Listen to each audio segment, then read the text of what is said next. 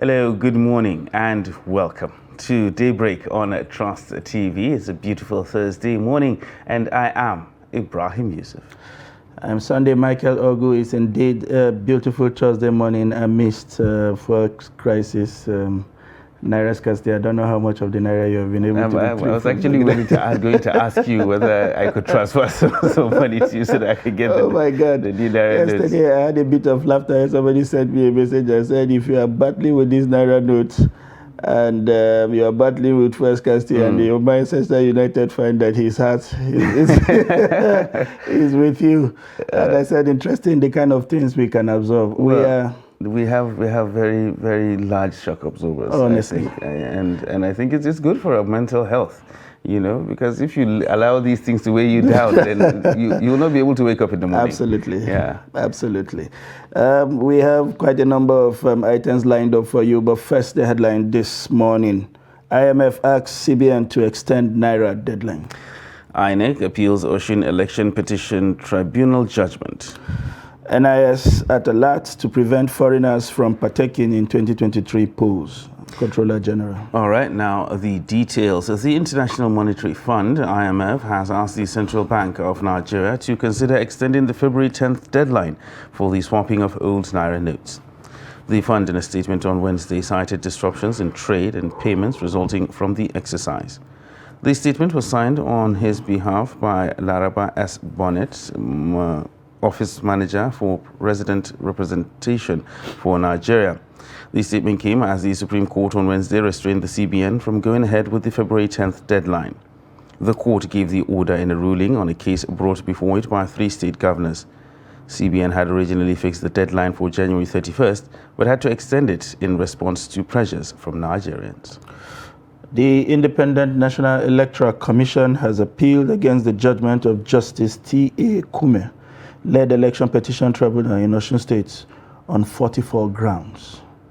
INEC filed the petition at the Court of Appeal in Akure through its lawyer, Paul Ananaba, on Wednesday. The electoral body said the election petition tribunal erred in law by failing to consider and rule on the various preliminary objections filed by the first respondent, challenging the competency of the petition and the jurisdiction of the election petition tribunal to hear the petition but proceed to determine the merit of the petition. The appellant said the tribunal totally misconstrued Section 47, subsection 2 of the Electoral Act 2022, which must be read purposefully, communally, and holistically to arrive at the true intentions of the legislature and justice, and exhort an order of appeal court to set aside the whole decision of the trial tribunal and dismiss and or strike out the petitions for want of competence and jurisdiction. Meanwhile, the Controller General of the Nigeria Immigration Service, Isa Jere, has said the service will be on high alert to identify and arrest foreigners trying to participate in the forthcoming 2023 elections. Jere said this during an election retreat organized for NIS zonal coordinators and command controllers on Wednesday in Abuja. He said the service would ensure that only eligible Nigerians vote.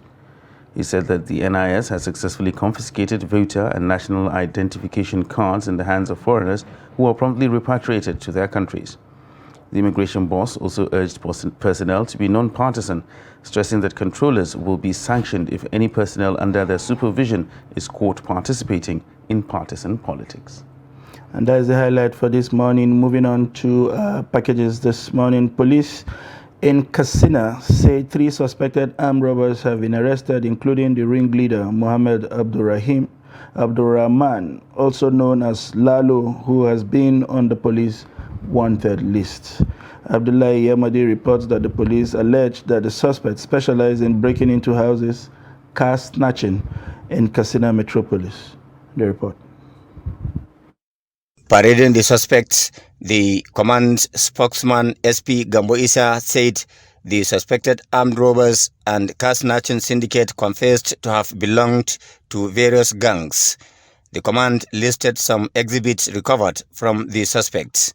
Between September to December 2022, they attacked more than 9 houses within the metropolitan area, committed armed robbery therein, which led to the snatching of motor vehicles, and robbery of other valuables, including cash amounting to 3,983 naira. Similarly, the police operatives said they have arrested 2 suspected informants to notorious bandits, armed robbers, and cattle rustlers in Katsina State. The suspects, armed with AK-47 rifles, invited their accomplices to attack the residence of one Ashuru Rahmawa in Katsina, where they rustled 23 cows valued at about 5 million naira. They left Basari and they are residing at Rahmawa quarters. And one of them stated in his confessions that actually he knows a gang of terrorists and he invited them to Rahamawa here in Katsina. In the same vein, the police have in their custody a suspected receiver of stolen property from armed robbers who attacked the residence of one Fahad Abba and robbed him of his vehicle. After the operation, the suspects communicated with a notorious suspected armed robber, Muhammad Ibrahim alias Abba Kala, who is now in custody at the correctional center in Katsina, where he explained how and where the stolen vehicle will be disposed of. Abba kira ni daga prison. Cewa da Allah ga yanan za a kawo mana mota da Allah zan ba wani. The masterminds are in correctional centers, but we missed everything when we were accosted by the police on our way to the place where we will dispose the vehicle. In view of the foregoing, we want the police to temper justice with mercy in dealing with this issue. Yanzu shi Abba Kala daga gidan yari yake buga maka waya. To ai abin da yasa akwai wayar welfare ne. So ina tunanin ita yake amfani.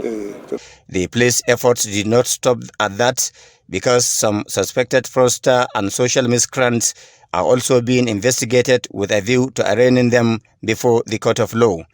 However, the operatives said their efforts will be in vain if parents and other stakeholders are unmindful of their responsibilities of ensuring a better tomorrow for the younger generations. Abdullahi Ismayamadi, Trust Television News, Katsina. And the Independent National Electoral Commission has given assurances that the 2023 general elections will hold as scheduled. Chairman of the Commission, Professor Mahmoud Yakubu, gave the guarantee on Wednesday after briefing the Federal Executive Council at State House, Abuja. Kendi Amodu reports. The INEC chairman is briefing the cabinet as part of routine updates on its preparedness to conduct the elections. There are 2 key challenges before the electoral umpire. The first being the availability of petroleum products during the period leading up to, during, and after the polls. We had a meeting with the National Union of Road Transport Workers, and they raised that as an issue of concern. Immediately after that meeting, we interfaced with the leadership of the Nigerian National Petroleum Company Limited. And right now, there's a technical committee working. The idea is for them to avail us the use of their over 900 land mega stations as well as floating mega stations nationwide for the purpose of stocking products to ensure that the Commission doesn't suffer any encumbrances in movement of personnel and materials for the election. The second is the currency redesign policy and its effect on the availability of funds. We had an engagement yesterday with the governor of the central bank, and he assured us that the Commission will not suffer any encumbrances on that score. Fortunately for us, all our accounts, national and state, are held by the Apex Bank. So we raised those challenges, but we have found a solution to those challenges. So be rest assured that the election will hold as scheduled on the 25th of February for national and on the 11th of March for the state election. The INEC chairman is confident that these obstacles would be neutralized before the elections, but has no doubt about the Commission's capacity to conduct free, fair, and credible elections. From State House, Abuja, Kehinde Amudu, Trust TV News. Moving on, the Supreme Court of Nigeria has restrained the federal government from implementing the February 10th deadline of the old 200 naira, 500 and 1,000 naira notes to stop being legal tender. A 7-man panel of the Supreme Court led by Justice John Okoro in a unanimous ruling granted an interim injunction restraining the federal government, the Central Bank of Nigeria, and commercial banks from implementing the February 10 deadline for the old notes and to stop being legal tender. The court further held that the federal government, the Central Bank of Nigeria, commercial banks must not continue with the deadline pending the determination of a notice in respect of the issue on February 15th. We invoked the original jurisdiction of Supreme Court when there's a dispute between the state government and federal government. It's one of the few occasions where Supreme Court has the original jurisdiction. So we invoked the powers of this Supreme Court to hear this application. The reason for it is that as well-intentioned as this policy of federal government of this is working hardship all over the country. As we can all see, banks are being harassed, Nigerians are suffering, especially the downtrodden. Those in the urban areas, they're having problems, but it's more excruciating at the rural area.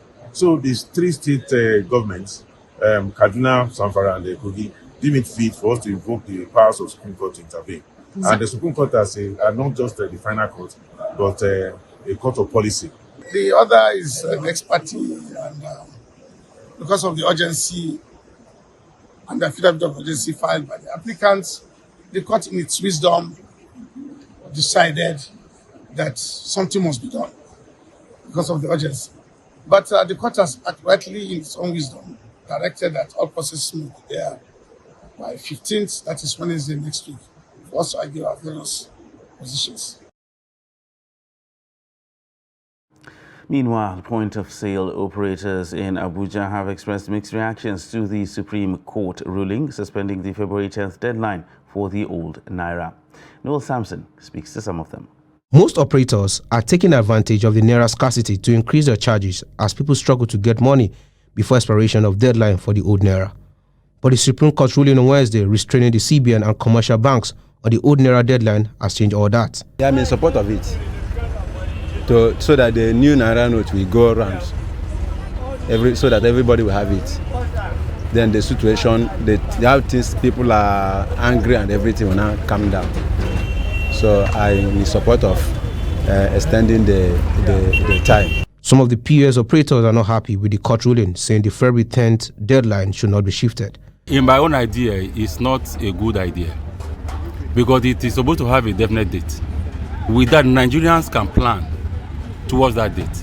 Now that they have shifted it indefinitely, now it makes Nigeria to go through more suffering.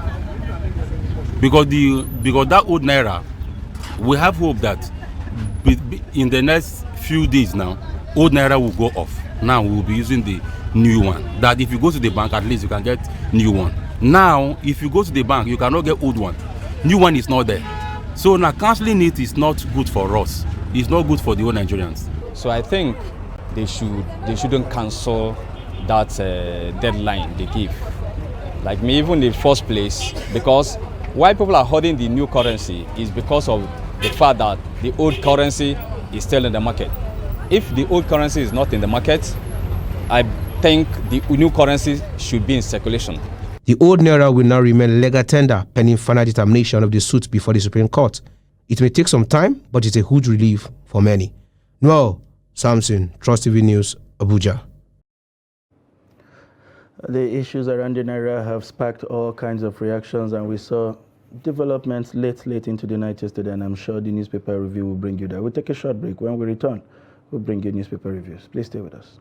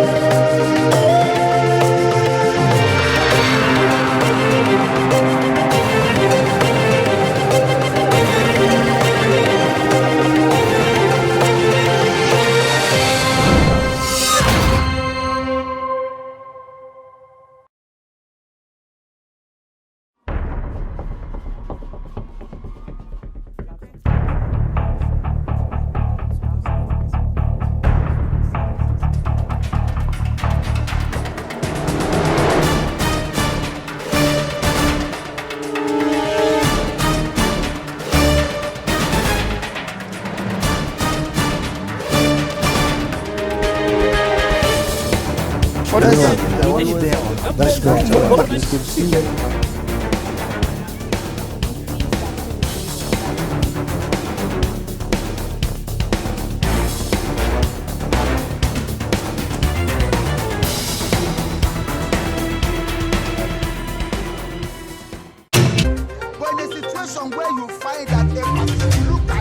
Not necessarily tribal or regional.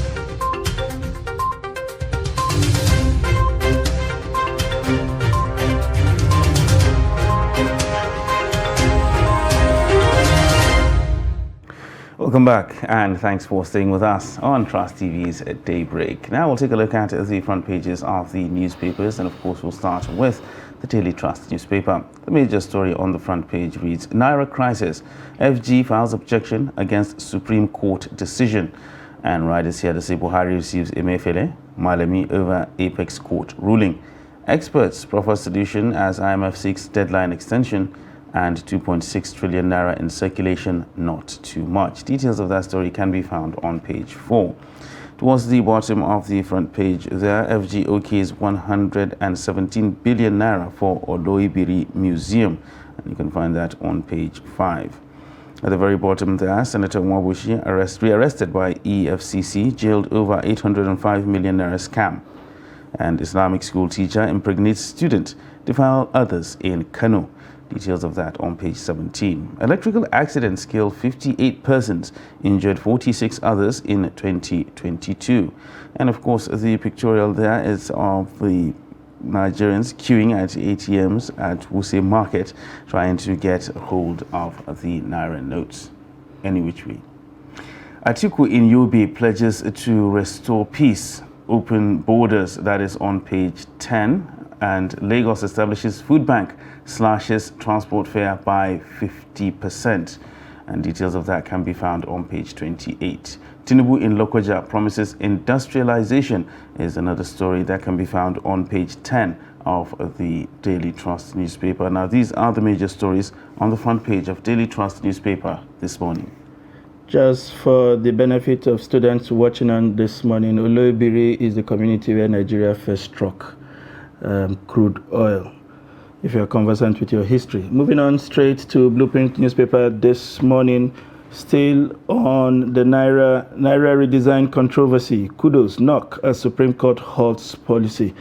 Tinubu loud governors. Erufai says it is an opportunity for review. No, it's an erosion of CBN's independence. Waleke. Ruling would ease tension for peaceful election. Ade Folarin. IMF wades in, urge FG to extend deadline. Buhari meets Emefiele. You'll find the details of this on page 6. And moving on to the second biggest story on the front page of the Blueprint, 2023 violence, major challenge to credible polls. INEC. Selective intervention by CBN won't work. National Assembly. Immigration intercepts 6,216 voter cards. And APC plotting to use lawmakers to scuttle election. PDP. And Commission appeals Osun Tribunal judgment lists 44 grounds. You'll find also pictures there of the Coalition for Civil Society Organization, Central Coordinating Council, during their protest against the Supreme Court judgment over the February 10th deadline for new Naira notes in Abuja. Two other stories, hope rises as NNPCL begins fuel direct supply to Ipman. And Sterling Bank falls ICPC on hoarding of new Naira notes. FEC OK's 117 billion for Oloibiri Oil Museum. To other stories, contempt why EFCC chair must first go to prison. Olanik Bekun. I will resuscitate Ajakuta Steel, dredge the River Niger. Ajero emerges NSC president. Waba bows out. And stock market rebounds, gains 69 billion. Custom intercept 450 drums of explosive in Ogun. And industrial sector needs competitiveness for global value chain. Revenue Mobilization and Research Development Council, I think.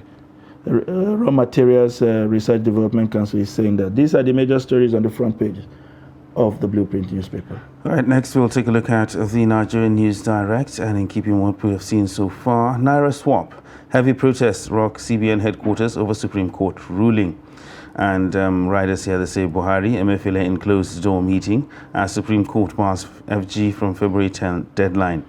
Extend February 10 deadline, revisit cashless policy. That is according to governors. Details of that story can be found on page 4. Still with the Naira redesign, scarcity FG orders, as fuel scarcity now. Scarcity FG orders NMDPRA to sanction erring oil marketers. And details of that can be found on page 13. FEC approves 117 billion naira for oil museum in Bayelsa. And Naira scarcity protest. Abiodun visits stray bullet victim at FMC, urges Ogun residents to be calm. Buhari welcomes Ajairo's emergence as NLC leader, charges him to be a partner in progress. And NCC NSIRT issues advisories to protect Nigerians against threat actors. And towards the top of the front page there, above the nameplate, court dismisses PDP's suit against APC candidates for Lagos Assembly gubernatorial candidate Sanwo-Olu. And contempt, Bawa must go to Kuje prison before any other action, according to Olanipeku. Now, these are the major stories on the front page of Nigerian News Direct newspaper. Moving on straight to This Nigeria, most of the stories are quite similar to what we have taken. We'll take a few and then make progress. We have a story there on This Nigeria. Yobe banks divert 4.3 billion naira new notes, MFB executive alleges. And to other stories there, appeal court affirms Taraba APC senatorial candidate dismisses suit against Labour Party OB. Of course, we have the Naira notes and the INEC stories there. And of course, the picture from yesterday's FEC, they're showing the president, the vice president, the SGF, the chief of staff to the president, and the national security advisor, all there in the council chambers at the Federal Executive Council meeting yesterday. These are the major stories on This Nigeria. All right, and we're looking at the front page of the Punch newspaper. Most of the stories are actually similar, but we'll take the ones that we haven't taken so far. At the very top of the front page there, 195 naira per litre, impossible, marketers insist. Details can be found on page 30. 900 NNPCL stations to serve INEC during polls, and that is according to Yakubu. I didn't offer to buy kidney, Ekweremadu tells UK court. Details of that can be found on page 39. And towards the bottom of the front page there, INEC appeals Oshun poll judgment, defends Adelicate's victory, and Turkey, Syria earthquake deaths now over 11,200. And that can be found on page 26. And right beside the nameplate there, Wiki lacks popular support to help Tinubu, says Peterside. And details of that can be found on page 7. Now, these are the major stories on the front page of the Punch newspaper. Moving on to the flagship, The Guardian newspaper this morning. Similar stories, of course, on the front page, but we'll move on to other things. Naira swap, Wiki hails Supreme Court, Rivers to join suit. And we have other stories there. Immigration intercepts 6,216 voters card, identity card, and others from foreigners. Atiku, Huriwa wants Lagos rec remove over alleged partisanship. And Ajero takes over as NLC boss, pledges to reconnect Nigeria with labor movement. The Guardian publishers urges security consciousness thrust in God. And to other stories there is a strip beneath that, world attention on Nigeria, I hope nothing tampers with election, Obasanjo wants. You want the details of that, you find that on page 6. And we have this gory image on the front page of the Lagos-Abeokuta Expressway at Ile-Epo, Okeado, Lagos, abandoned by the federal government yesterday. That's quite a very busy road connecting to very busy business hub in this country. These are the major stories on the front page of The Guardian. All right, looking at the front page of the Daily Independent, a few stories that we haven't touched so far. Joe Ajaero emerges new NLC president and vows to confront petroleum product pricing irregularities. And the very top of the front page there, again, Peter Obi expands lead as new poll predicts victory for Labour Party. And the rider here that says Nigeria's future unpredictable if it fails to vote competent president. That is according to Obi. No place for interim national government in 1999 constitution, Atiku tells Tinubu. Now, these are the major stories on the front page of the Daily Independent newspaper. And to the Daily Sun. Somebody once told me you can do nothing without the sun. Most of the stories, of course, are similar to what other papers are reporting, but we will look at what is different. FG blames oil marketers for high cost of fuel, orders NAMDRA to sanction airing filling stations and give assurances Nigeria Air will fly soon. Amazing. So I'm 3 months to the end of this administration. I wonder what magic will perform that we had not been able to do in 7 years. NAF warns commanders to remain apolitical, sustain onslaught on terrorists and bandits. You'll find that story on page 30. Atiku asks INEC to remove Lagos REC for alleged partisanship. Rise up, fix insecurity, or rather fix security challenge. Ohaneze charges Southeast governors. And UTME JAM voids registration of 817 candidates. You want to know why? Please look up page 27. And forget Nigeria if you don't vote for Obi Adebanjo, says presidents of Igbo extraction worthy cause to fight for. That's on page 26. Oshun INEC 544 grants of appeal, asks court to set aside tribunal's judgment. And to the other stories that are different there on the front page, I will make Kogi industrial hub of Nigeria. This is coming from the APC candidate, Tinubu. These are the major stories on the front page of the Daily Sun. All right, now we'll take a look at the Nigerian Tribune, some of the stories that we haven't seen so far. Kogi governor's nephew arraigned for alleged 3 billion naira fraud on page 29. And at the very top of the front page there, we have resolved petrol scarcity, cash crunch issues, says INEC. Nigerians must ensure general elections hold, that is according to President Obasanjo, and FG blames profiteers for hike in petrol price. Details of that on page 21. 400 of our teachers killed by insurgents, that is according to the Borno government. And now these are the major stories on the front page of the Nigerian Tribune. And to the Nation newspaper, a very interesting analysis there on the front page. Aside the other stories that look similar, you have the pro-people and the anti-people, whatever that means. You'll find the details of that on page 4. That's an analysis showing who is for or against the redesigned Naira. Amazing developments, or if you like, dramatic developments there amidst the kind of hardship that Nigerians have endured in the last couple of weeks in a bid to find the redesigned Naira notes on the streets of Nigeria. And to other stories, there, death toll in Turkey, Syria, earthquakes nears 12,000. Very sad developments. They're coming from a very close trading and development partner of Nigeria. Nigeria Air to begin flying soon, says the federal government. And I seek a nation founded on justice, prosperity for all. Bath. These are the major stories that are different from what we have taken from other papers this morning. All right, next we'll take what's different from the front page of the Business Day. Apart from the major story that talks about the Naira redesign, religion, tribe seen as holding sway in 2023 polls despite economic pain, and that is on page 4.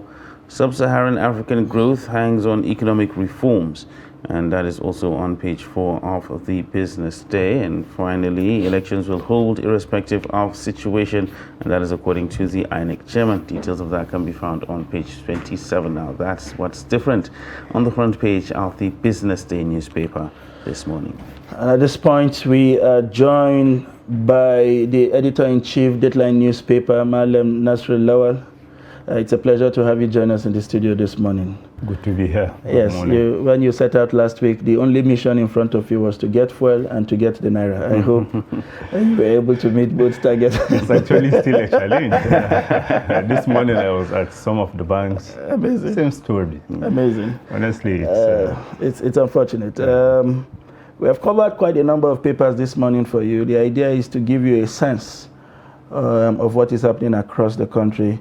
And it appears from each of the newspapers that the issue of the Naira yesterday was predominantly the biggest issue in the Nigerian polity. And people reported it from different perspectives. We woke up around 9 a.m. thereabouts to the Supreme Court judgments, and thereafter we saw protests for and against. And then we move on to all kinds of interpretation. We saw some legal opinion from the Central Bank of Nigeria. And then finally, as the Daily Trust is reporting this morning, that the federal government will file an objection against the Supreme Court's decision. Coming in fact, they had indeed filed an objection as at last night. And the president then, somewhere in between, had to see Malemi and the CBN governor ahead of a very crucial Council of State meeting tomorrow. What do you make of all the unfolding drama as far as this Naira crisis is concerned? It's good that it's coming, like, is it a day? Or is it on the very day that the 7 days requested by the president will be lapsing, or is it tomorrow? I don't know. But what I expected the government to do is actually to use the decision by the Supreme Court so that they go back to the drawing board and see where they need to make amends and maybe things like that. But you can see the fact that the government was actually quick to raise an objection to this. It shows you that probably what the Supreme Court did, ran contrary to what the president probably was planning to do by the end of the 7 days he requested for. But all said and done, without easing the hardship, I don't see the decision by the Supreme Court alone, or the objection by the federal government, or what the CBN is saying, or the protests that Nigerians are embarking upon and related issues. I don't see how that will ease the hardship, because right now what we are talking about is to be able to, recover, get back our lives. Because like I was telling you earlier, I went to at least 2 banks this morning, and what they are even doing right now is to even take numbers. They are not allowing you into the premises.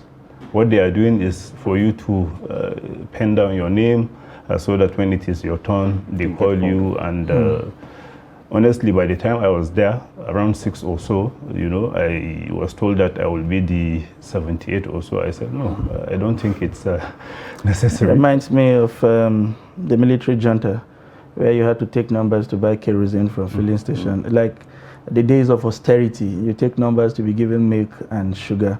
But like you said something that's instructive, the body language of the president, based on the moves that we have seen. First, there was a legal opinion that suggested that if the state had joined the CBN in the suit, then the Supreme Court would have lacked the jurisdiction to even hear that suit.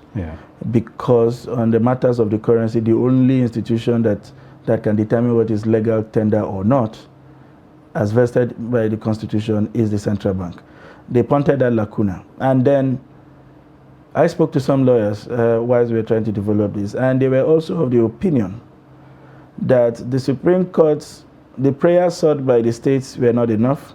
You said the two of them should continue to exist. Whatever we have in circulation right now is not enough, which was a vital point that the Supreme Court did not compel the CBN to release what it had already mopped up, which is the basis for this scarcity and shortage. So it comes back to the second thing you have said, that it doesn't change anything on the ground as it is.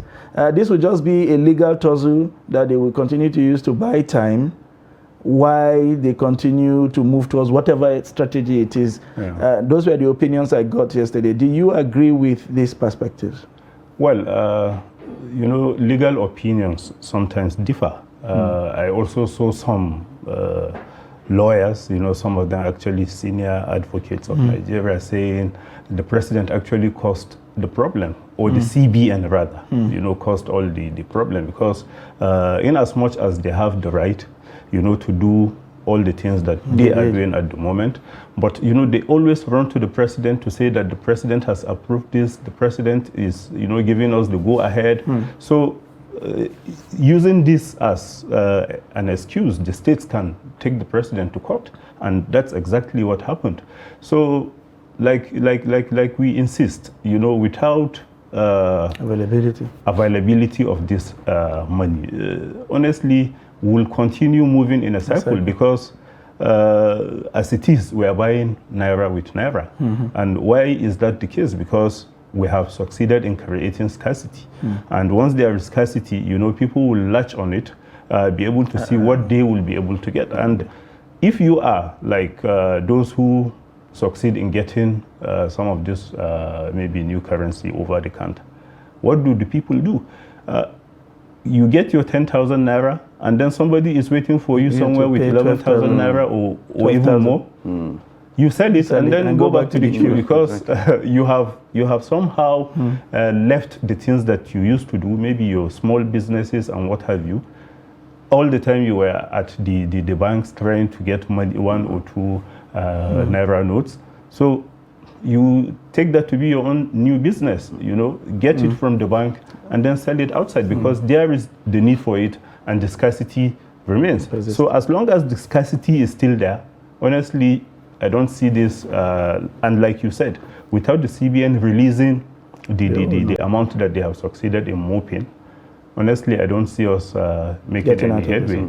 Because like you can see, India tried this in 2017, so 2016 or 2017. So Nigeria is not the first. And at that time, India insisted that they wanted to do away with black money in the economy. And to this moment, they didn't succeed.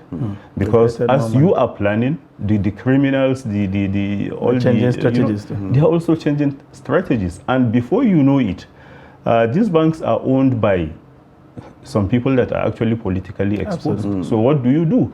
As a manager, yes, the CBN is telling me to do this, but then I report to my employers. And I wouldn't want to be out of job the next day. So sometimes it's very difficult to push this. So I expect the government, all the stakeholders, to try and see that we now have some availability of the money in the market so that at least, we can get some parts of our lives back. All right. Well, for a moment there, one would actually forget that we are in political season and the elections are just around the corner because it's all about the naira redesign, the scarcity, and all that. But one thing that has come up, I think the politicians trying to remain in the limelight when it comes to this naira redesign thing is certain sections or certain people making some allegations or bringing up some accusations that these protests that are actually happening are plans to scuttle the upcoming election so that there will be room for an interim national government or something of a sort, a convoluted sort of conspiracy theory. Where do you stand on that? Well, we are somehow responsible for it. Like you see, politicians will be politicians. Even if you go to a religious event, if you give the chance to politicians, they will try to introduce politics into it. I remember, one of the parties accusing, their rivals of supporting the policy because they are anti-people. And then some are saying, no, you are supporting it because you want to do vote buying. So you can see we are missing out on the importance of the policy itself, because right now I am yet to see one person, that is maybe saying, that the policy is not good entirely. No, people are saying, no, it's a good thing. We should be able to improve on our digital spending and what have you.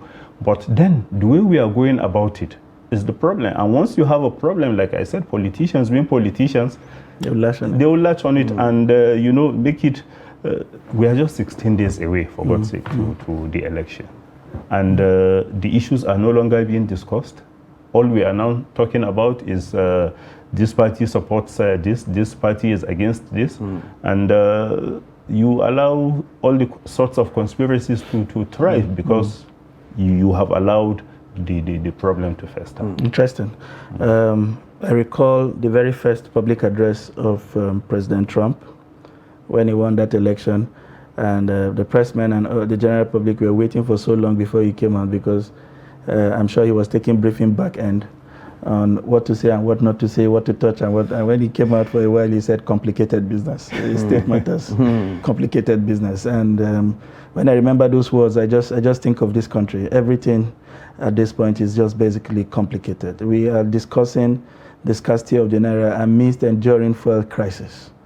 Well, we see the fuel in some part of Abuja. Maybe they are more afraid of the DSS in Abuja than they are of the DSS or in the state. Or maybe the DSS are overwhelmed with leaving other things they are supposed to do, pursuing intelligence, to now forcing filling stations to dispense what they have at a control price. We saw kind of confusion yesterday and the day before about Ipman withdrawing services, and then somewhere in between coming back to also withdraw the notice to withdraw service and all of that. And Ibrahim was saying this morning that we have an incredible shock absorber. But should that be what we should be celebrating? Because at some point we will have to break. Yeah. Something has to give. Yeah. Does the Nigerian state understand that we get to a point where we can no longer continue to move back, where we can no longer break the fence and continue to, that we will bounce back someday? Are they ever bothered? Well, from happenings on the ground, it doesn't seem as if they worry about all the things that are happening. And even the Abuja that you mentioned, you know, we keep going in circles because today you see the fuel and then tomorrow the queues are back. So it's not as if we have succeeded in doing away with the scarcity in Abuja. So if Abuja is experiencing this, like for instance in Kaduna, I don't remember the last time we had, you know, we even had some sort of relief, you know. It's either you go to the bypass and buy your fuel at exorbitant. And what keeps bothering me is the fact that all these filling stations that you see, you know, they come back to life once there is scarcity. You know, once the fuel is available, they close shop and they are no longer. Filling stations that are not active unless there's fuel scarcity. And there are some marketers, you know, that from what I heard, you know, they go about, you know, looking for all these owners of small filling stations, you know. Just give me access to your tank so that I can keep some fuel there. And they have been doing that. So sometimes, no matter the amount you succeed in pushing, they mop it. And once you have the place to keep it, you wait for the time that the price will rise, and then you keep selling at exorbitant the price. So it doesn't seem as if the government is worried. You know, because if they are, at least we should have seen some level of intervention, you know, to either lessen the problem, if not do away with it altogether. Well, some states are actually doing it. I mean, like we've gotten reports that Lagos State government has established a food bank, and of course have slashed transport fares by 50%. I mean, well, they I think in their own way they feel they're trying to ameliorate those sufferings. But let's move slightly away from that a little bit. One story that seems to have made the rounds, and Sunday was actually quick to point out the significance of what it was, because a lot of people will hear Oloibiri and say, what actually is that? A lot of our viewers will actually think about that. But the federal government has okayed 117 billion for a museum.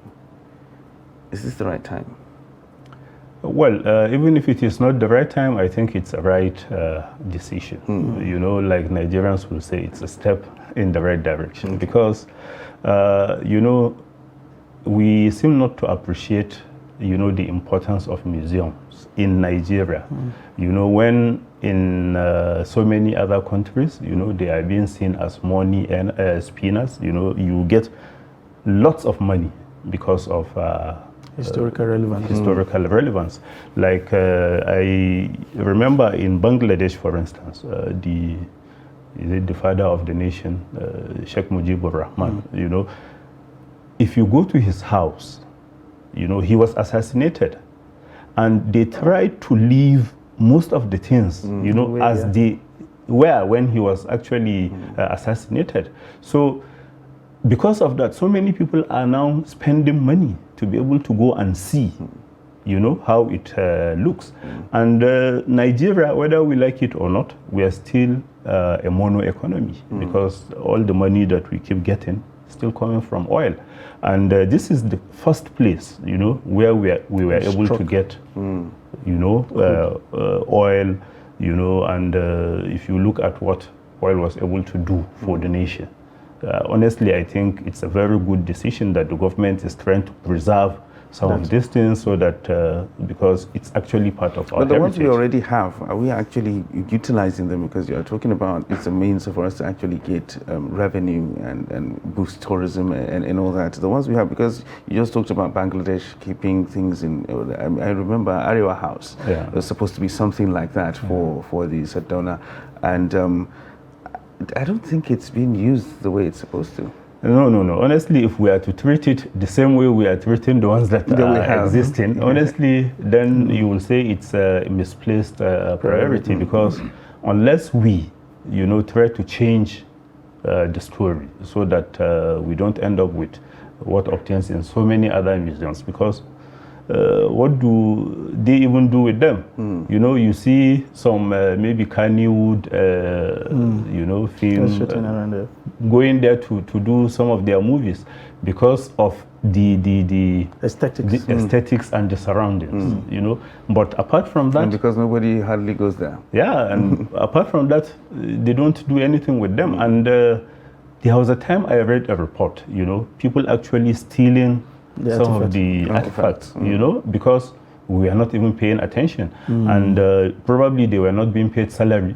And like Nigerians will tell you, where you they work, there you they shop. So if you are working there and then they are not able to take care of your basic needs, actually if you remain in that job, believe me, you will be taking some things out of it, and which is very bad. So if we are serious, then this is good. But if we are to treat it the same way we have been treating the ones we have, then honestly, it's better for us to just take the money and channel it into something more productive, since we have so many other areas where we can do with this amount. Unfortunate.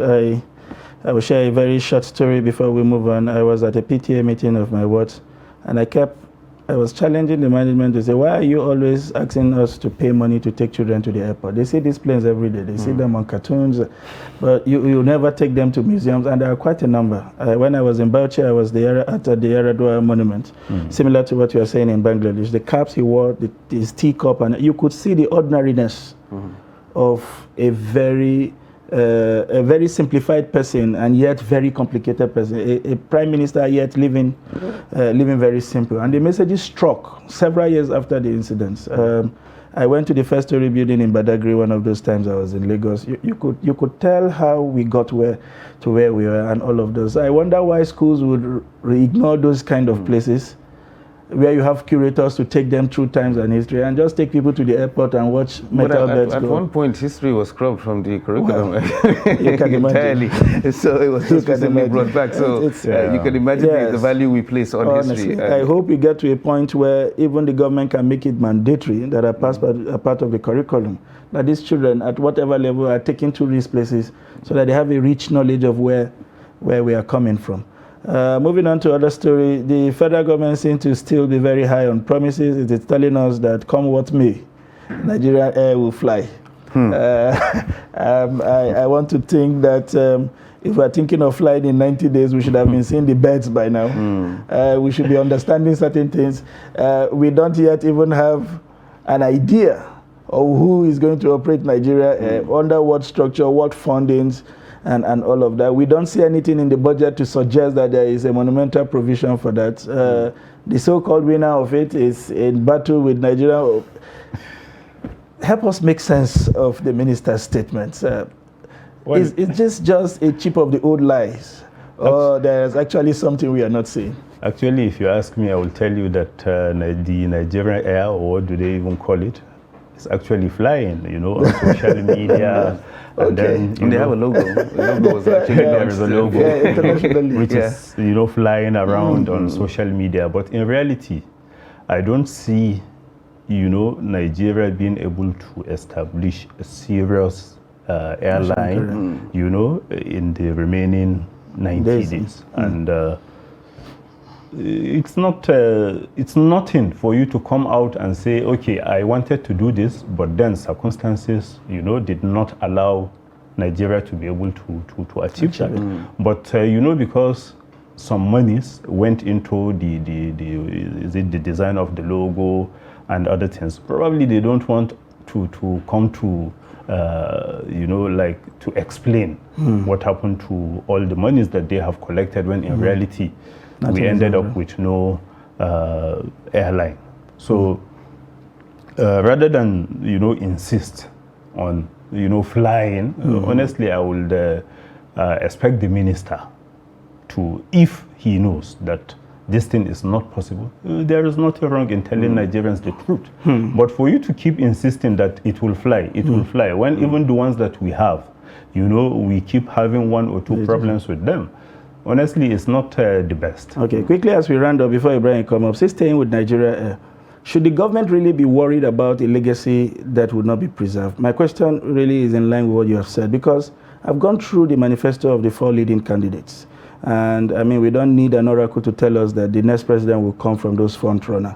And each of the manifesto, they've all promised to privatize the aviation agency. So if you are thinking of nationalizing something and your successors are thinking of privatization, what is the best thing for you? Is it to set up and then eventually we'll be thinking of selling, or to just stay away from it? Well, maybe what they are trying to do is to see how they can even be the ones in charge. Like what happened in the power sector. They ended up selling it to what I wouldn't call them cronies, but people that are close to them. So right now that we are talking about trying to claim back the power sector, they are the same people that we keep meeting, when in reality they failed to change the story while they were in charge. So it's the same thing that I see happening with the Nigerian Air. Like you said, why should you be pushing for something that none of the leading candidates is even thinking along the same line with you? And this thing should be about Nigerians. It shouldn't be just about you. Of course, we all want to have some legacies to say that, okay, I was the one who did this. But if the circumstances, will not allow you to do that, it's better you allow things to happen. Of course, you must have achieved 1 or 2 things. So it's not everything that you will set out to achieve and that you will be able to do. So do the ones that you can and allow others to come and see if it is something that they think they will do, and then they bear it. Interesting perspective there, and you could not have gotten it better from anybody other than what Madam Nasrullah, I was tempted to say Nasir El-Rufai, has been on everybody's tongue in the last couple of days. Thank you very much for always showing up. I feel your pain. And indeed, we feel your pain. We're all in this together. Yes, as we promised last week, hopefully when he returns, because we are always here, the situation will be better. His pocket will be better oiled. Hopefully. His tanks will be filled with some petroleum motor spirit. Thank you very much for making it to the studio. Thank you. And we look forward to having you again back soon. Thank you. This is where we draw the curtains on the newspaper review this morning. We'll take a short break. We'll see you at the top of the hour. Please stay with us. But in a situation where you find that a person look like the same, not necessarily tribal or regional. Because I have said that.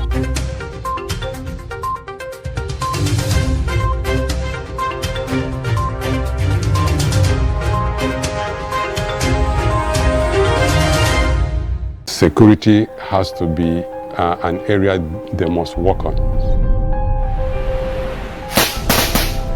We are going to have our own country called Biafra.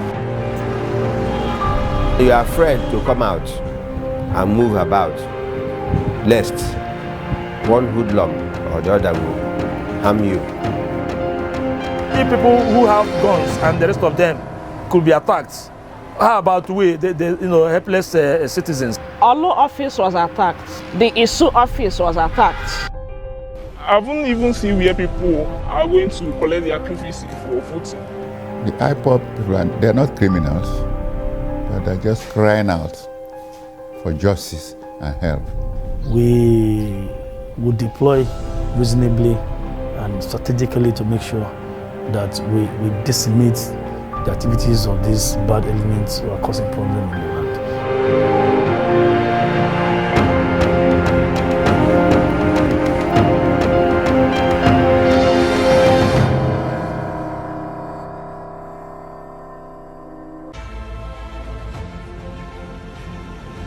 Now, as part of efforts to support support Africa's goal of strengthening. Now looking at the activity chart, as you can see right here, a total volume of 130. Created a Boko Haram crisis that at that time was restricted to Yobe. How secure are they? You can see security men with blood. This is the road leading up to the Or really, if you look at England squad, you are looking at EPL, you are looking at their names. You are not looking at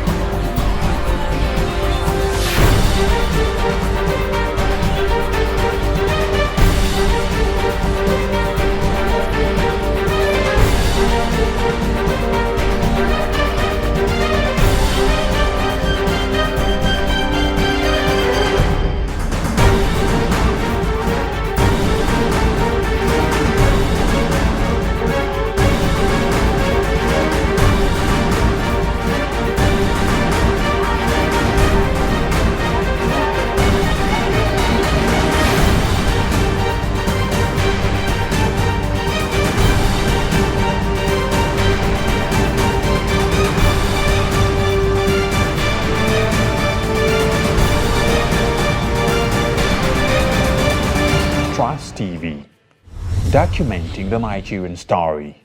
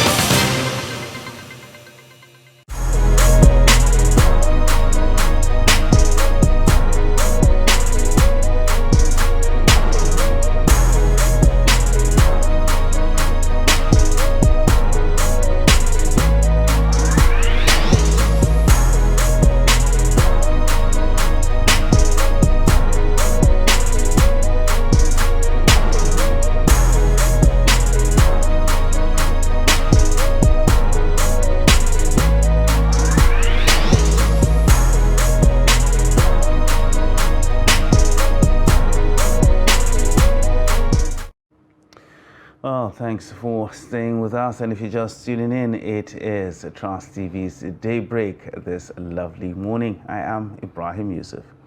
And I am Sunday Michael Ogo. It's a pleasure to allow us free access to your living room this morning. All right, now we'll go to the headlines at the top of the hour. New NLC President Jairo takes over from Waba, vows to tackle anti-masses policies.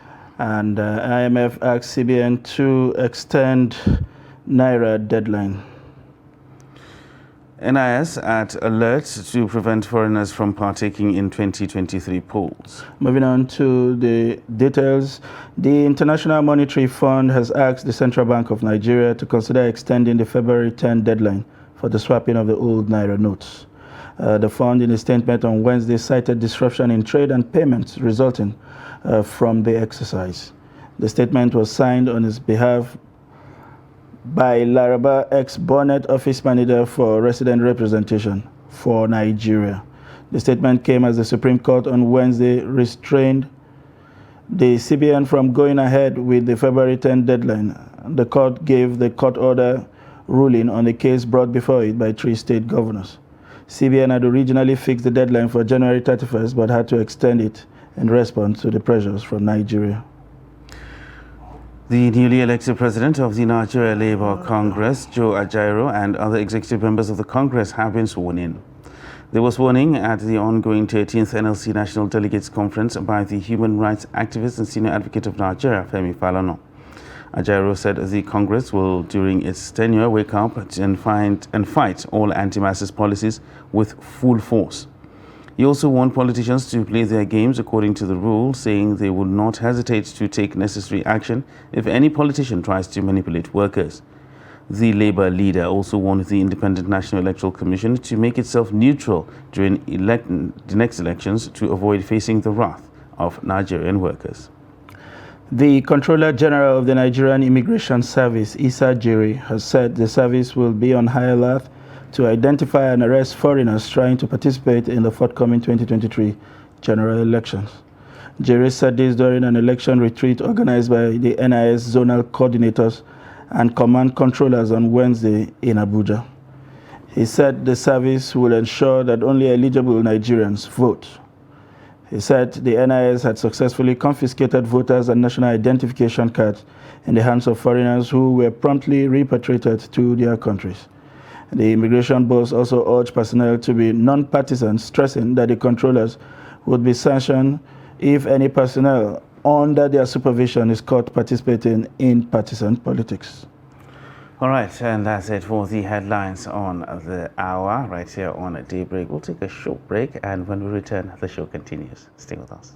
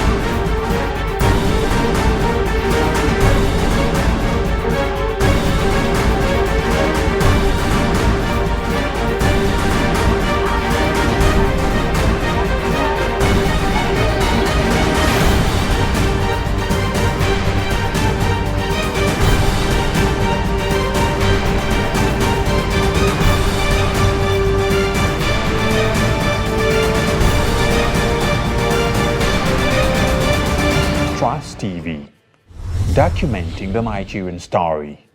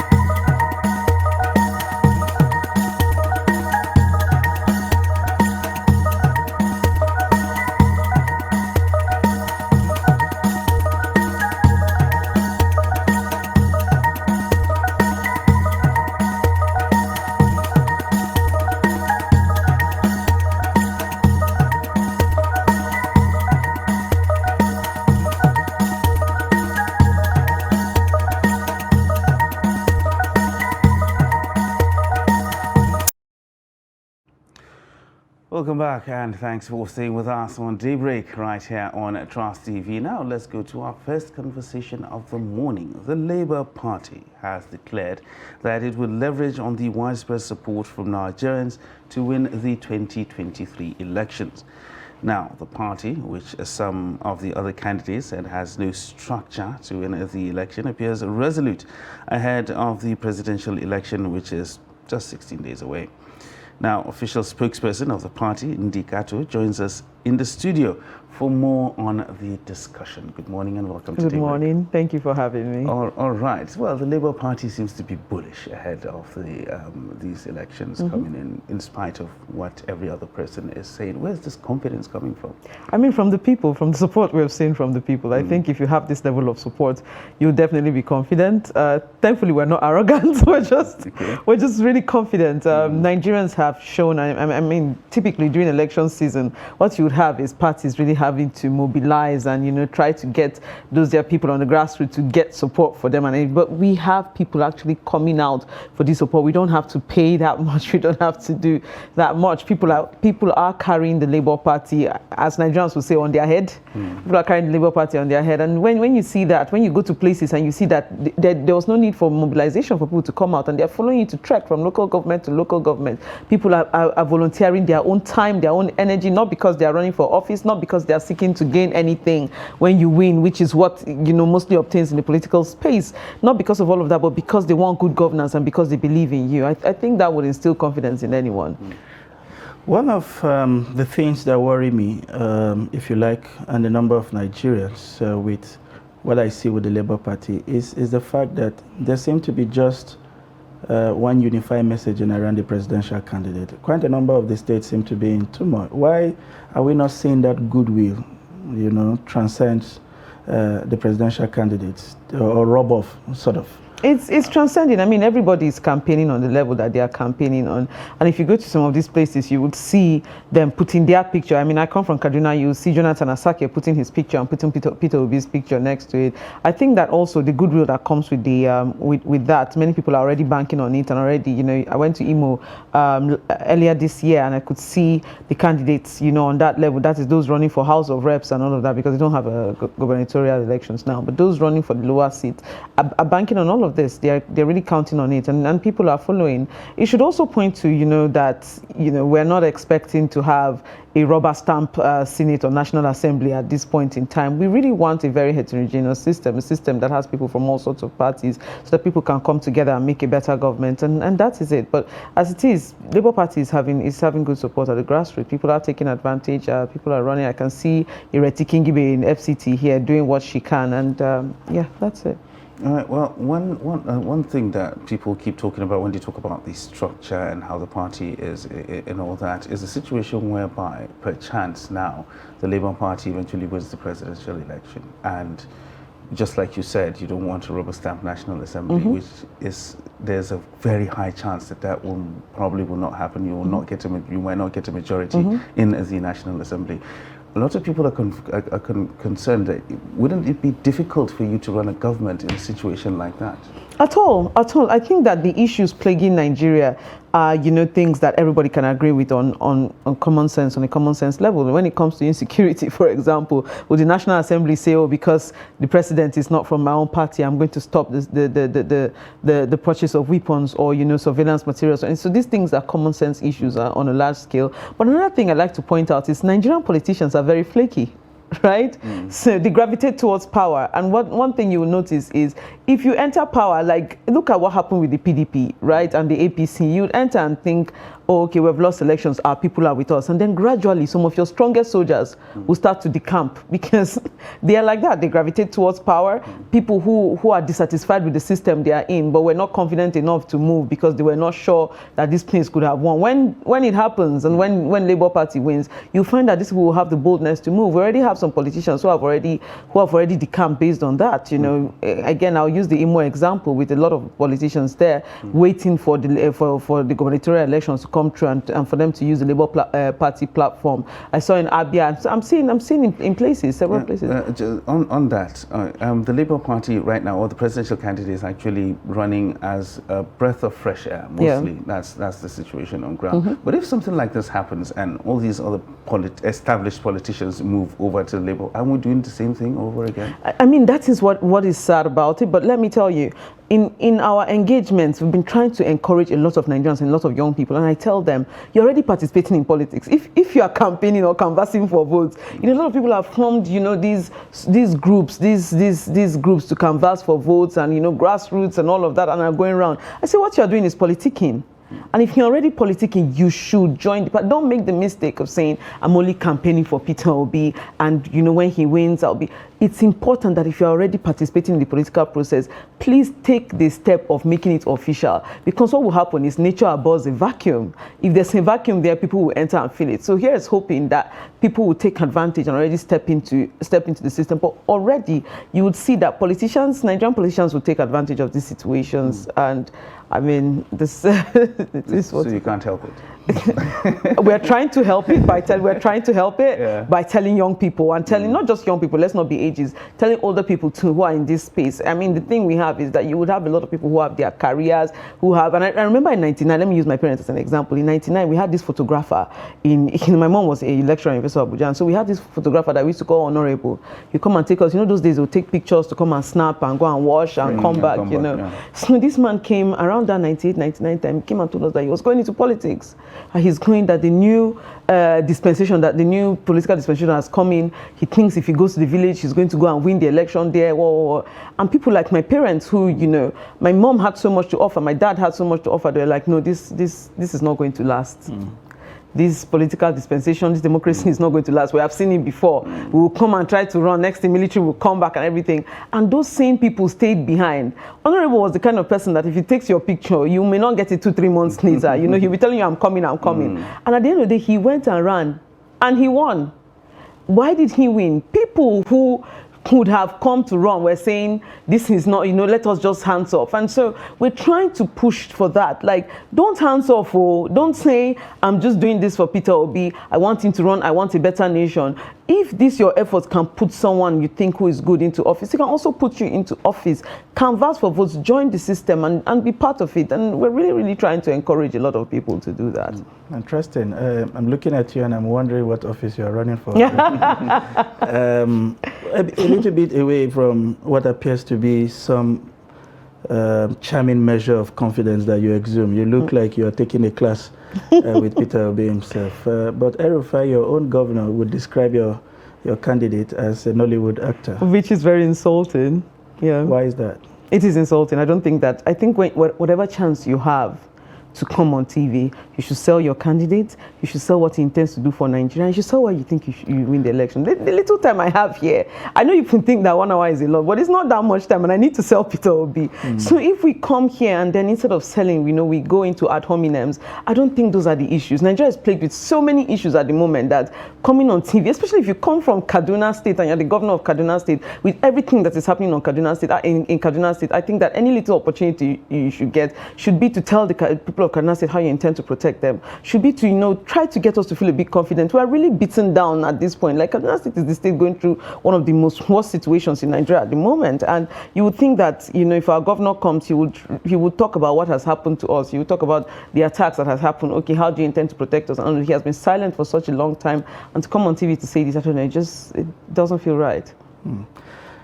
Moving on, it's not just coming from Nasir El-Rufai. Your candidate seemed to be on the lips of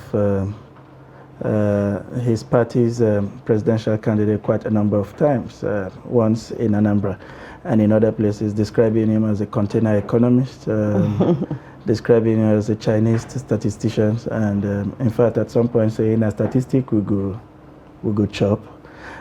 I know your party had reacted at some point, but what's your perception of that nature of politics? You've talked about Nasir El-Rufai, who is a governor, but these are political actors. Is it completely wrong to sometimes take a jab at your opponent?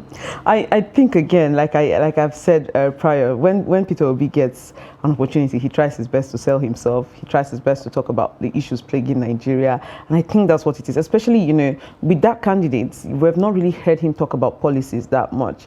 And I think that that should be the direction that Tinubu should be going. He should be talking about policies. He should be talking to Nigerians. I think it's disrespectful to not want to engage Nigerians on what you're going to do for them if you win the presidency. And that's just it. I don't think he should be throwing jabs. I have no jabs to throw at him. I feel that we should sell ourselves on what we intend to do for Nigerians, and that's very important. So I would encourage him to do the same. Encourage all candidates to do the same. Nigerians want to hear. We're going through a lot. Like I'm not separate from the Nigerians going through a lot. I'm going through a lot, and I'm interested in what every presidential candidate has to offer. I'm really interested. I'm interested in what my own candidate has to offer. And when I come here, that's the thing I want to sell. Look, this is what we are going through right now. Nigeria is on the brink. Nigeria is on the brink. And when a candidate comes forward and he's spilling out these statistics, it's because he has seen other systems. He has seen how other systems work. And he's telling you, this is what a system looks like when it works. And we can replicate it here. We can be better here. And that's just the conversation. I think it's important that Peter Obi is having this conversation. I dare say that Peter Obi has changed the way in which campaigning happens in this country. Because if he was not here, would have been busy with eating corn by the roadside, would have been busy with things that are not so important, would have been busy with our former funny way of campaigning. So I'm really happy that this has happened. And I hope that it sets an example so that future elections will continue like this. Nigerians want to know what is in store for them. We don't want Seka, Yikoba, Poster. We want to know what is in store for us. All right, well, we're talking about what we're going through. We're currently going through cash crunch right now. Cash is... All of us, all of us. Cash is definitely king now, as it were. What's the stand of your candidate when it comes to this? So on one hand, you know, we applaud the efforts CBN is putting in. We understand this, we understand this policy, but then the implementation. When you're implementing a policy, you should look at how it affects the citizen. So while a policy might have, you know, a good background, you may have good intent with the policy, let's look at policies must be people friendly. So on one hand, you know, we understand CBN's play, we understand what they are heading, what they are going at, but the implementation is key. So it's two things, you know, not to throw away the baby with the bathwater, but implementation is key. When you see that people are suffering like this, we don't have 7 days, as Buhari would say, oh, let's go and... Is the 7 days over now? Should be over tomorrow. Okay.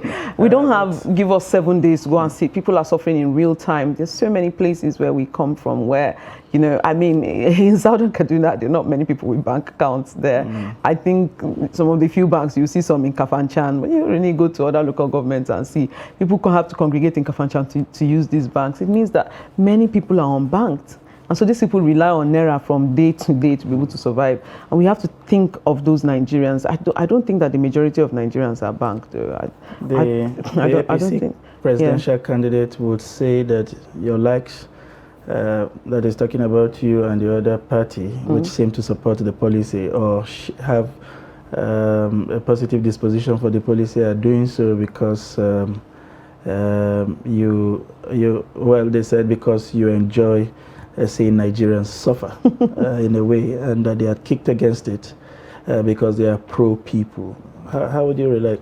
I mean, pro-people would be to have stood up for Nigerians the entire 8 years or 7+ years that APC has been in power. Pro-people would have been to look at the NSAS protests, especially, you know, Asiwaju, when they asked him and he was asking what were the young people doing there. Pro-people would have been to look at that and say that is an injustice. Pro-people would have been to look at all the sufferings Nigerians have been going through over the years and say, no, even though we are in power, we are going to stand against this. I mean, that's how I am. Even if I support a political party, I remember yesterday somebody was like, because I criticized Senator Aduda, somebody was like, oh, when you were in this party, you were not criticizing him. I went and pulled out 2015 election year. I was in that party. I criticized Aduda. 2019, I did. And this is somebody I know personally. So pro-people is taking sides with the people at every point in time. Not when you think, this may affect me negatively. Then you start to use people as bait. And that is what is happening. You're using the people as bait. You're using the people as, you know, worm for fish. And that's not right. If you were pro-people, we would have seen it since, because Nigerians have gone through a lot. They have gone through a lot under the APC government. And I think that there are so many opportunities for these politicians to be pro-people. So when she keeps saying Nigerians have gone through a lot, I keep jumping on those jokes where they said if you are going through a lot, just continue. Just keep going. That's what we have no choice. I'm also coming from a lot.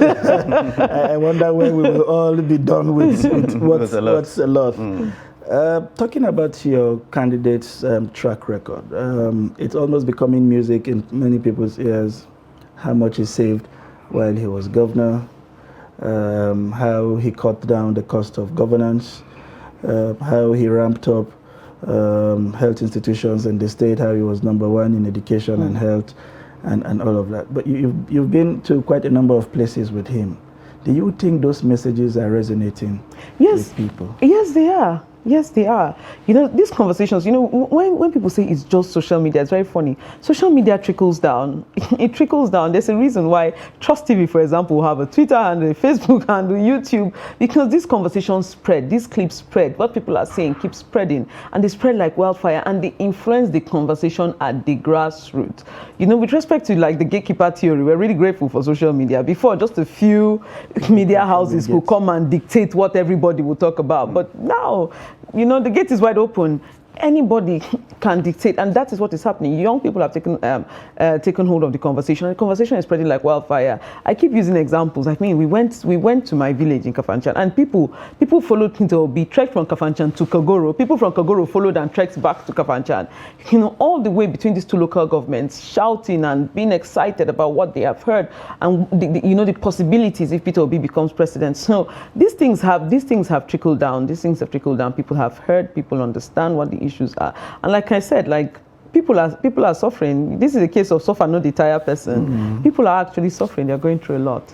All right. Well, one presidential candidate actually claims to have built a particular state, and he resides there, and he does everything from there.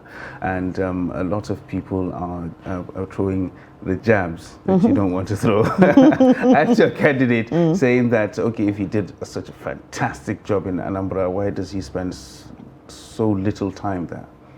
I mean, he does spend time in Anambra, but when you need to politic and work, you have to go to other places. But that built Lagos story is a bit funny to me. That was once the capital of Nigeria. Come on, guys. That was once the capital of Nigeria, and it still remains the economic capital of Nigeria today.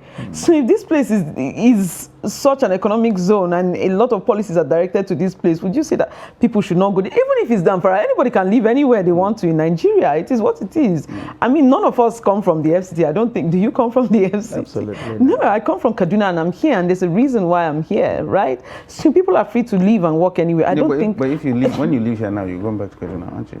No, I'm going back to Abuja. I live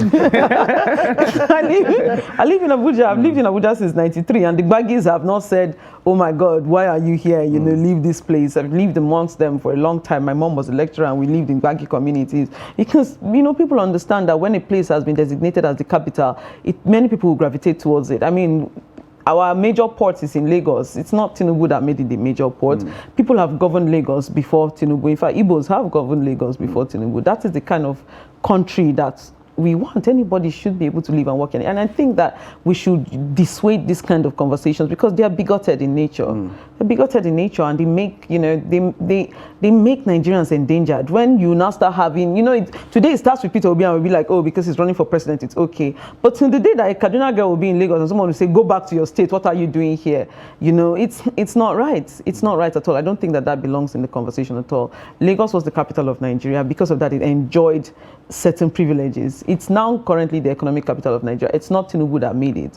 Its location makes it that. The port there makes it that. Businesses will gravitate towards that. It's like asking why a northerner will be working in the oil sector in Niger Delta. You know, why aren't you digging gold? Why aren't you doing something in Zamfara? Why aren't you in Kano? Why are you here? Because I studied petroleum engineering. This is where I can. I mean, it is what it is. You can live and work anywhere. That is the nature of Nigeria. Nigeria is a heterogeneous country. We are all one as a people. You can live and work anywhere. He has a house in Anambra. He has a house in Lagos. He's contributing to the economy, and that's what is important. And you know, other countries really like this. If you're going to live in another country, let's say you want to move to the UK, one of the first things they'll want to check is, do you have the financial capabilities to support yourself and contribute to our economy? If so, please come. People look for that. That's what it is. If so, please come. If you don't have, we'll think about it. And that's how it works. So I don't know why this should be in the conversation. Well, officially, Indikato has dethroned Asewaju from his popular title of the owner of Lagos. He's not. He's not. Many have governed Lagos before him, and many would. 17 days to the elections. In some quarters, there had been talked about this government wanting to gravitate towards an interim government. Others have made the arguments that they are not interested in an election, and so there had been comment about whether these elections will hold or not.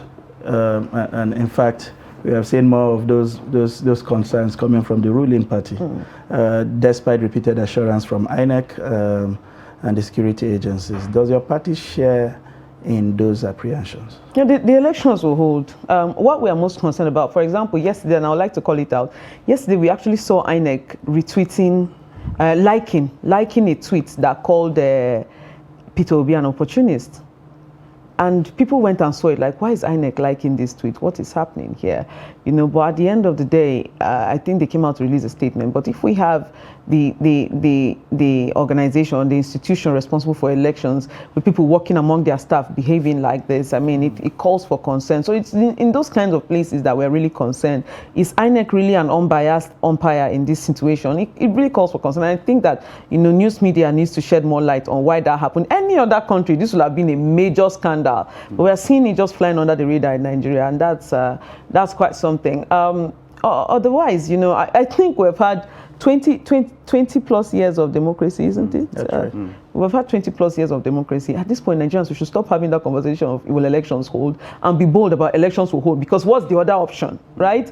So if and you know this thing happens every election. You know, the last election, people were like, the elections may not hold. And the elections before that, the elections may not hold. We keep doing that. And it's like, you know, that trauma from military rule is still there. So I want us to go beyond that point. And anytime, say, elections will hold, and look at who would dare, you know, who would dare to interrupt the elections should be the conversation, not, oh my God, they're going to do it again, they're going to do it again. I think that at this point we should have outgrown that fear, and we should be more confident. We the people are the ones in power now, and nobody would have the guts to come and interrupt elections and say elections will not hold. Please, it's been 20 plus years, elections will hold. All right, so there's this question that I wanted to ask, ever since you said you're from Kaduna State. Yes. I actually wanted to ask this, so let's move away slightly from Peter Obi and let's go to, let's localize the politics a little bit. Kaduna State, your man there, Asake, exactly. Yeah.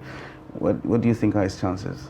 His chances are great. I think Jonathan Asake has come from, I wouldn't even say come from the back. I think people were not expecting. The two typical political parties, you know, that have been holding the fort were thinking to have a two-horse race, and they didn't expect the kind of support that Jonathan Asake would have at this point. But I mean, when you go around with Jonathan Asake again, you will see the goodwill he enjoys. Look, people have to spend a lot of money for these kinds of things. But if you go to Kaduna, you would see people sacrificing their time for free.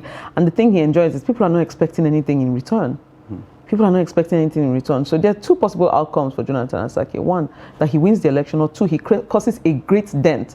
The kind of dent that, look, any coming election, people will know that this is not a person to be joked with. And, you know, a win is a win. So.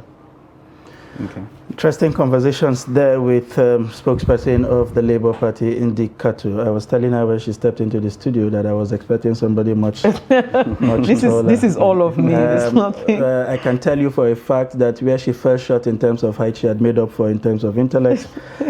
She's a beautiful combination of the brain and the brown. And we hope to see you again when we come. Thank you. I had such a great time. And I wish you... It's over already? All the best. Wow. Time flies. Time is flying. Broadcasting time is prime. Yeah. Thank you very much for showing up at such short notice. Thank you for having me. Hopefully we'll see you before the 17-day mark. Yes, please. And you have a lovely campaign activities around. Thank you.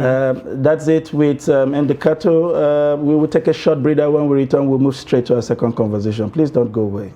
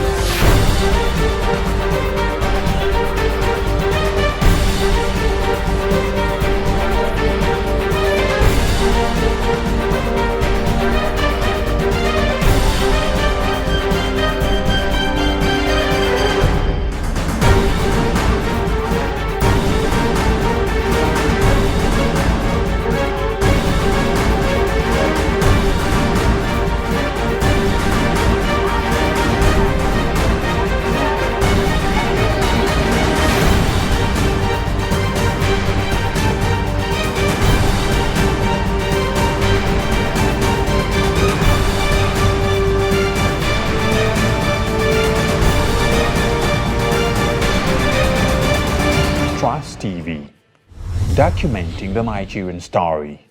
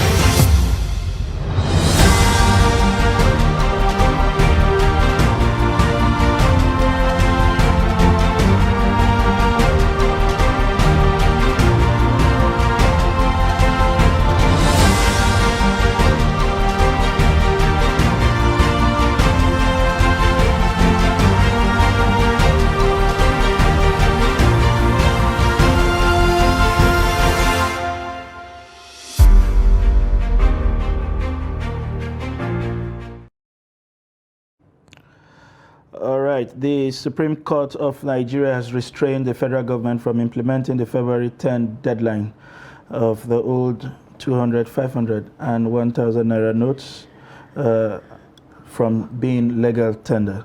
A 7-man panel of the Supreme Court, led by Justice John Okoro, in a unanimous ruling, granted an interim injunction restraining the federal government, the Central Bank of Nigeria, and commercial banks from implementing the February 10 deadline that stops the old naira notes from being a legal tender.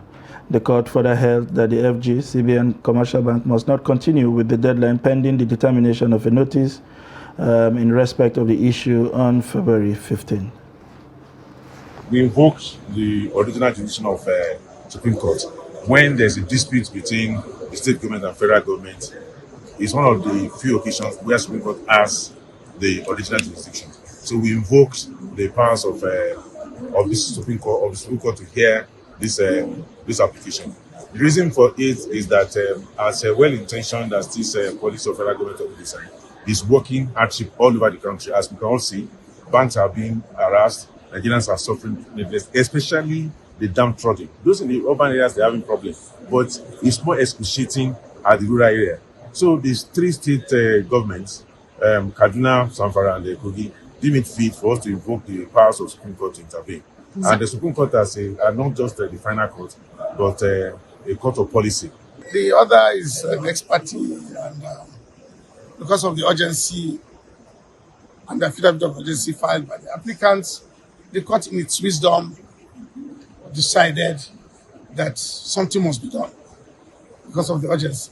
But the court has rightly, in its own wisdom, directed that all processes move there by 15th, that is Wednesday next week, for us to argue our various positions.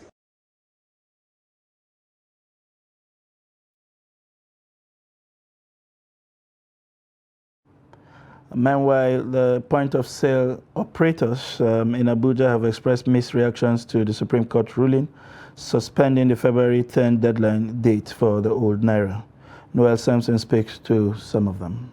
Most operators are taking advantage of the naira scarcity to increase their charges as people struggle to get money before expiration of deadline for the old naira. But the Supreme Court ruling on Wednesday restraining the CBN and commercial banks on the old naira deadline has changed all that. I'm in support of it, so that the new naira note will go around, so that everybody will have it. Then the situation, how things, people are angry and everything will now calm down. So I'm in support of extending the time. Some of the POS operators are not happy with the court ruling, saying the February 10th deadline should not be shifted.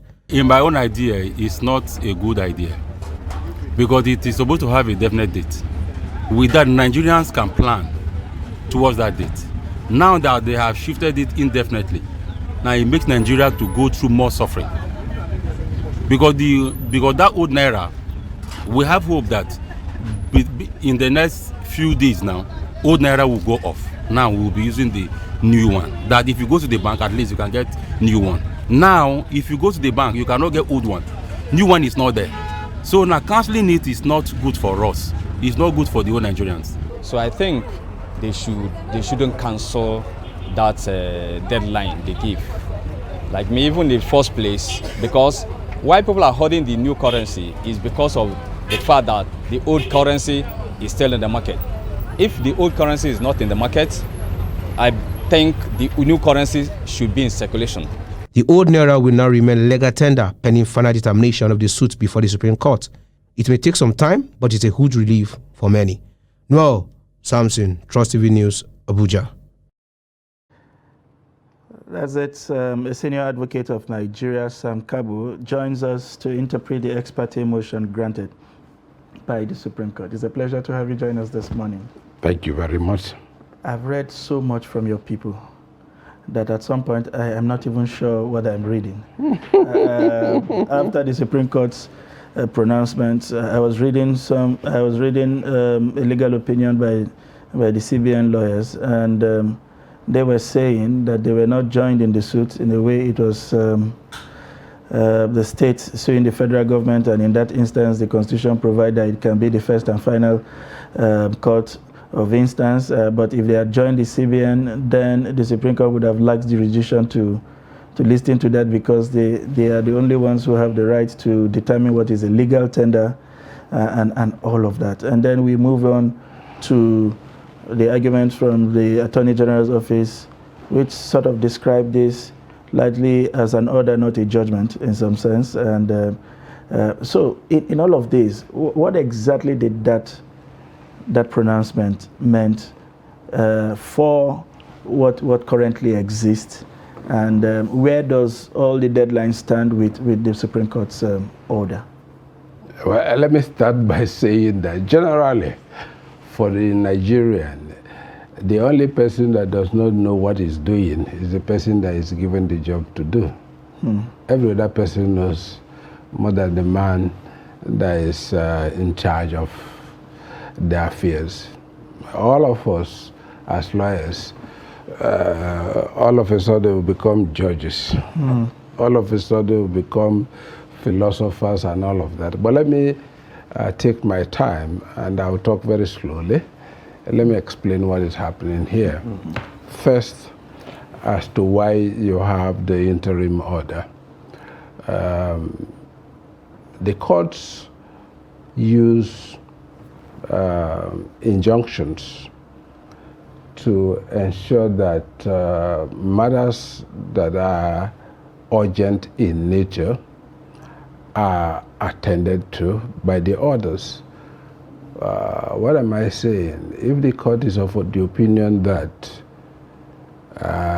if they don't give an order immediately, the subject matter of the dispute would have been tampered with before the proceedings are concluded.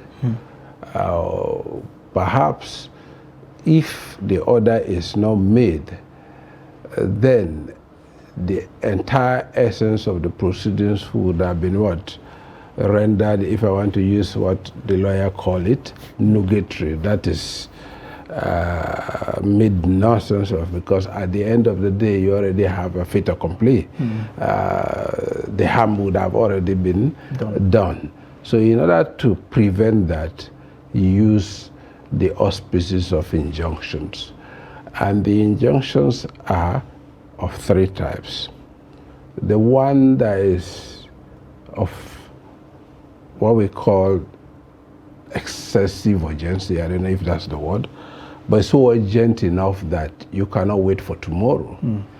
And those others, the court by themselves, even without any application, you could meet a judge who has power over that matter and ask for an injunction, he could give you. But our rules, in order not to abuse that power, our rules have streamlined the way and manner a litigant can procure those injunctions. First, if it is extremely urgent and the subject matter is one that is perishable or one that is extinguishable, if the order is not made, then the first way made is an interim order. Interim means in between, because as a matter of law, whatever dispute you have and you take to court, before the court can generally start hearing it, the other party must have been served with the process to give him or her the opportunity to respond. But usually the rules would give the other party, the rules already have dates. For example, they could say 14 days, 30 days for you to respond. In between the time you file and the expiration of that 30 days, the harm would have been done. You understand? So here, for an example, we have a deadline given, 10th of February. Obviously, if you have a dispute and you have an order, that urgency would what? Give credence to the granting of the interim injunction.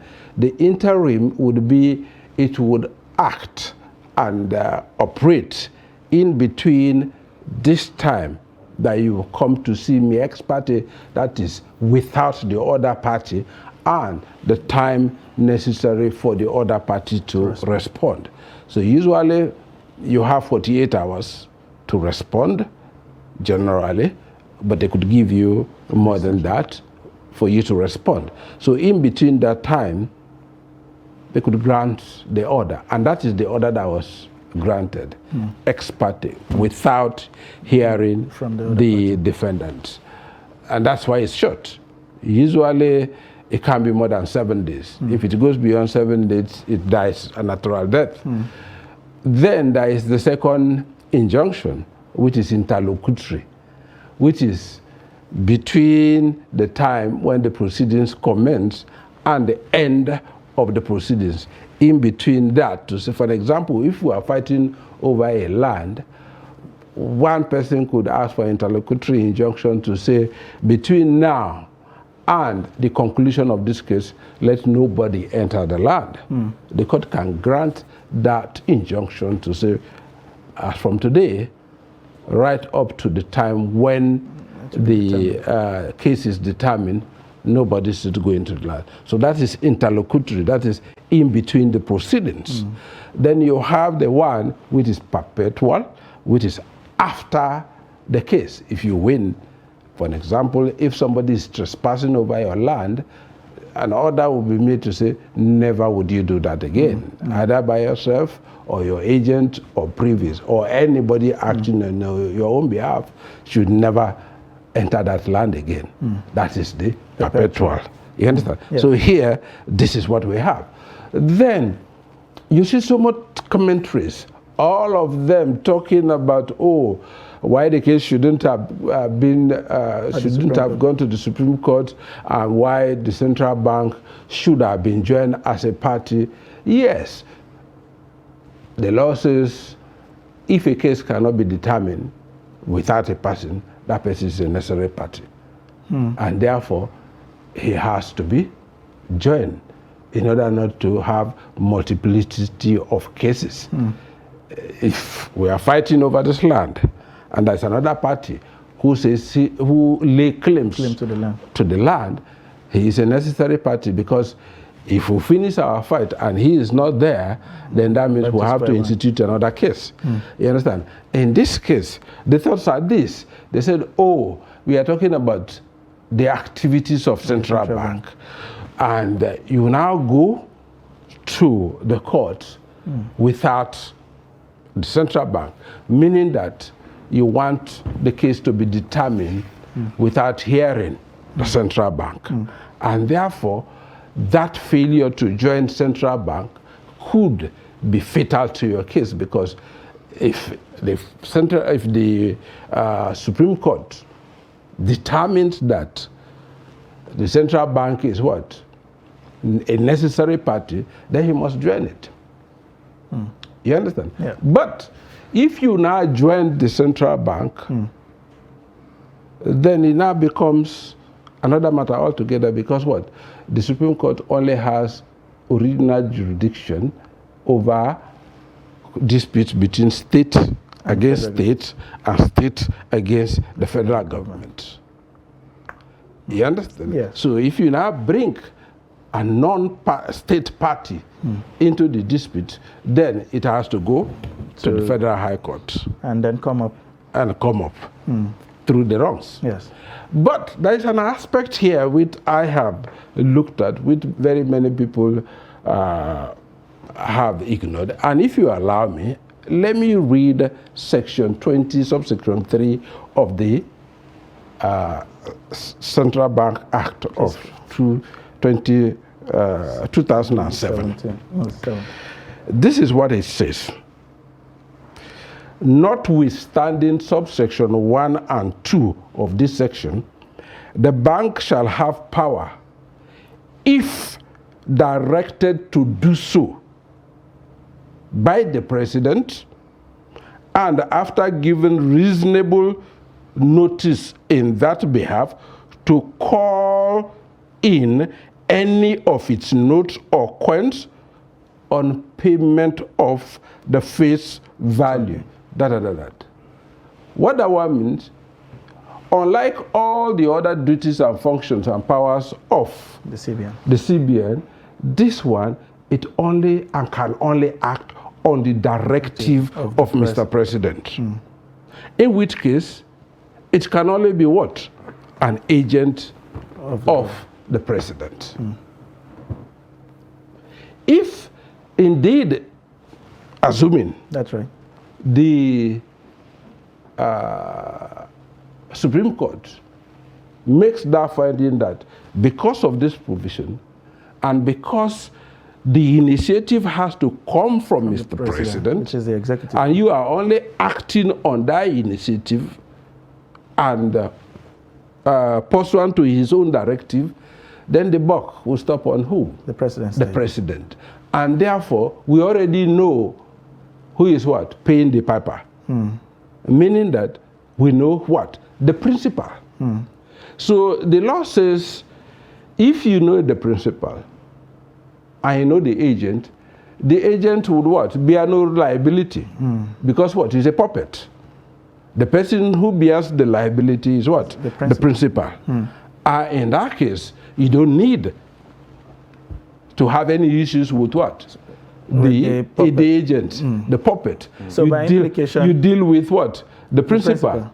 So by so my thought and my guess is that that is the reason, and that is the case these people are going to make. They are going to say, oh, you are the initiator. This policy is yours. And for convenience, because of what? The nearness to the regular and everyday activities and powers of the central bank, that is why the central bank is given that role. So unlike the issue of what?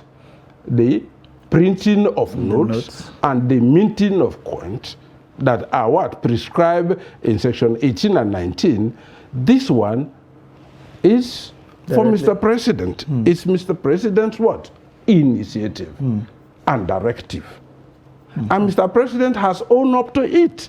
He has told you that that is his own initiative for what? He gave two reasons. One, to fight bandits, and two, to prevent people from buying votes. And that is why you see Emefiele could what? Charter a plane to go to to Daura and ask Mr. President to say, people are asking for extension. What do I do? Do I give it? You understand? So that is the thinking, my thoughts, and my guess of the plaintiffs in this one. So drawing from your argument, it is clear that the central bank cannot ignore the position of the Supreme Court with regards to the pronouncement around the deadline. That would be larceny. When I hear people talk about it, I shudder. You cannot. That would make nonsense of the entire essence of the legal system. You cannot say, oh, I am not a party, and therefore I ignore the order of the Supreme Court. In any case, I would think that my brother, the Attorney General, would know the consequences of disobedience of that order, because until you obey that order, you will not be heard. So when you go there with your own this one, they're going to ask you, did you obey this order? You did not. If you are coming to equity, you must come with clean hands. You cannot, after that affront, you come. No. So basically, you cannot choose what to obey and what not to obey. It shouldn't. Where would you situate this objection by the Attorney General? Is it to the same Supreme Court asking it to... No, that's what it is. It can only be at the Supreme Court, no other place. Would this now be saying, disregard what you had initially pronounced? No, it is not... They are not going to say disregard it. That order already stays. You know, once that order is made, until you set it aside, you cannot say no. What they are only going to... Because they are going to contest the application for the interlocutory injunction. That is an application pending before the court for an interlocutory injunction. So they are going to contest it. And part of the contest is challenging the jurisdiction of the Supreme Court.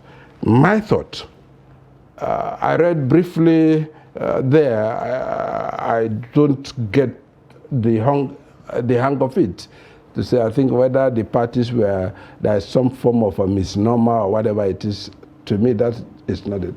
But I think the thinking is that, oh, like the general belief out there, is a central bank policy. Central bank is an agency that is independent of the federal government, and therefore you cannot, on the basis of its own activities and powers and whatever it has done, pin it on the president or the federation.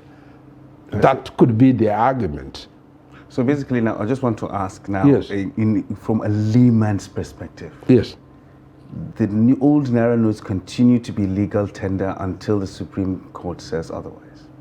That's what I think. Okay. That's the way it should be. And in any case, the act in itself says so, to say, yes, the old Naira notes can cease after the time you've given to be legal tender. But you are bound to redeem it if I take it to you. With valid reasons why you couldn't show up. Yeah, you are bound to. You understand? And mind you, the act, and this is somewhere outside the law now, this is where you can make your own conclusion. The act speaks to reasonable time. And a reasonable time is contextual. That's right. It's within the context. Interesting. What is there so urgent that more or less promote that fixation for the 3 months? You are talking about a society that have 60% of the population are not part of the banking system. Interesting arguments there from Senior Advocate of Nigeria. He has provided very fantastic illuminations around the pronouncement of the Supreme Court and the various legal perspectives that we have seen fly around of whether or not the Supreme Court has got jurisdiction and what we are likely to see after February 10th. I hope that we have provided you useful information to guide your actions going forward. I want to thank you, the learned Sikh, for finding time to be here, even at very short notice. Thank you very much. And I hope that we will continue to have you in the studios, continue to help Nigeria make sense of pronouncement from the sacred chambers. This is where we draw the curtain on today's production. This is the much time would allow us to bring to your living room this morning. I hope you will find us worthy and useful of the free access you provided to your living room. I am Sunday Michael Ogu. Please look up our social media handle, Instagram, YouTube, Facebook, if you had missed out on any of this important conversation today, to catch up and continue to stay tuned to Daybreak on Trust Television. All right, it's been an amazing ride on Daybreak today. Why don't we do it all again tomorrow? I am Ibrahim Yusuf.